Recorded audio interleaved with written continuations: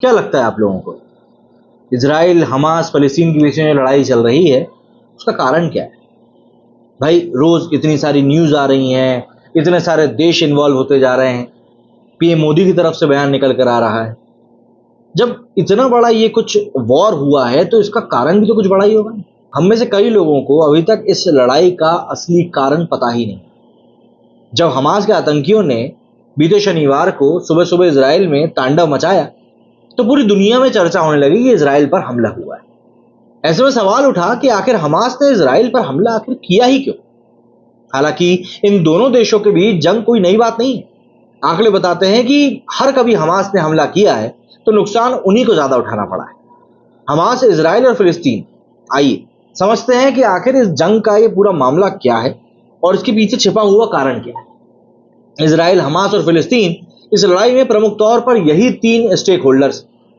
Israel और अरब देशों की अदावत काफी पुरानी है। साल 1948 में जब इजराइल बना था तभी से अरब देशों की इजराइल से बनती नहीं, जिसका कि नतीजा ये हुआ कि यूनाइटेड नेशन का 2 स्टेट प्लान कभी अमल में नहीं लाया जा सका। 2 स्टेट प्लान संयुक्त राष्ट्र ने फिलिस्तीन और इजराइल के विवाद खत्म करने के लिए किया था, जिसमें कि यहूदियों के लिए इजराइल और फिलिस्तीनियों के लिए फिलिस्तीन का प्रावधान था।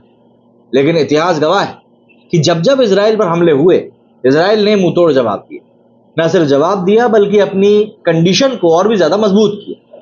फिर चाहे 1967 का 6 डे वॉर हो, 1973 का अरब इजराइल लड़ाई हो, हर युद्ध में इजराइल भौगोलिक तौर पर अपने आकार को और बढ़ाता गया और फिलिस्तीनियों की जमीन अंदर की तरफ खिसकती गई, छोटी होती गई।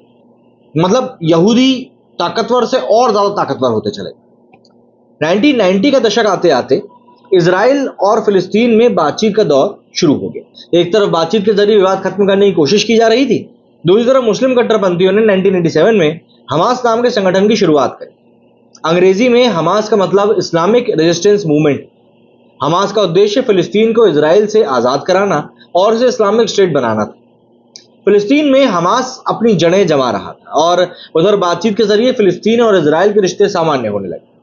95 में इजराइल ने फिलिस्तीनियों को जमीनें लौटाना शुरू कर दिया। ओस्लो समझौते के तहत गाजा स्ट्रिप और वेस्ट बैंक को 3 तरह के क्षेत्रों में बांटा गया। जोन ए में ऐसे क्षेत्रों को रखा गया जिन पर कि फिलिस्तीन का पूरा नियंत्रण था। जोन बी में उन जगहों को रखा गया जहां प्रशासन फिलिस्तीन का था, लेकिन सुरक्षा इजराइल के हाथ में रही। इसी तरह जोन सी में वो क्षेत्र थे जहां पूर्ण रूप से इजराइल का नियंत्रण था। 95 में हुए ओस्लो 2 समझौते ने फिलिस्तीनियों को वेस्ट बैंक और गाजा पट्टी में अधिक ऑटोनॉमी दे दी। इस समझौते के तहत फिलिस्तीनी अथॉरिटी को वेस्ट बैंक और गाजा पट्टी के 91% एरिया का नियंत्रण प्रदान किया गया।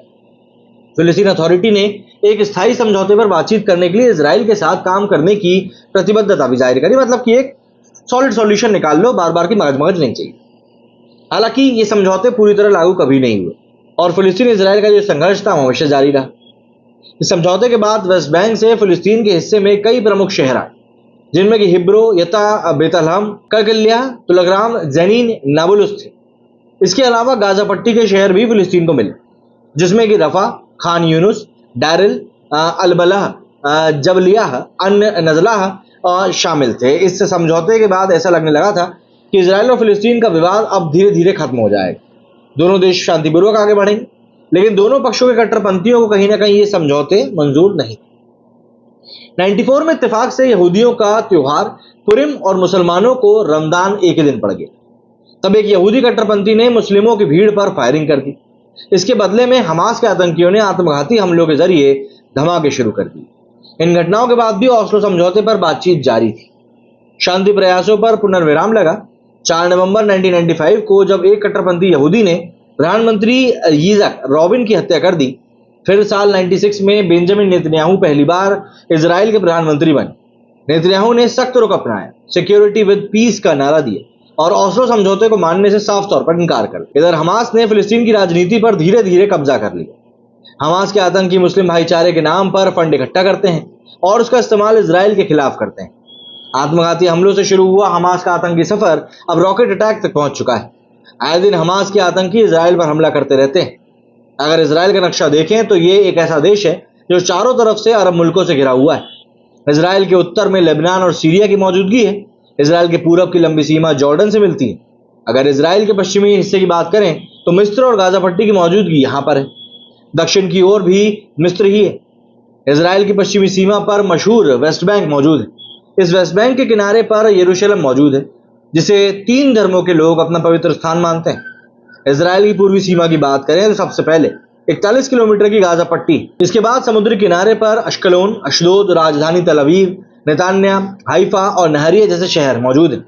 7 अक्टूबर 2023 को हमास ने इसराइल पर जो रॉकेट दागे वे इस सदी का सबसे बड़ा अटैक था। अल जज़ीरा टेलीविजन के एक कार्यक्रम में हमास के प्रवक्ता ने कहा कि इसराइल पर यह हमला मुस्लिम देशों को संदेश है कि वे इसराइल के रिश्ते सामान्य करने पर काम ना करें। वेस्ट बैंक में कई ऐसे मजहबी स्थल हैं जिन पर यहूदी और इस्लामिक दोनों दावा करते हैं। ऐसे ज्यादा क्षेत्रों पर इसराइल का कब्जा है। हमास उन जगहों को इसराइल से छीनकर इस्लामिक देश बनाना चाहता है। क्योंकि मामला मजहबी है, इसलिए आतंकी संगठन हमास को समर्थन और फंडिंग भी मिल जाती है। मजहब के नाम पर युवाओं को बरगलाना और इसराइल पर आतंकी हमले करवाना में हमास का हाथ हिजबुल्लाह जैसे संगठन भी देते हैं। सीधी सी बात यहाँ पर जंग पूरी की पूरी ये है कि किसी एक जगह को एक बार फिर से इस्लामिक स्टेट बनाना है। मेरे सुनिए फिलहाल इतना ही। जय हिंद, जय भारत।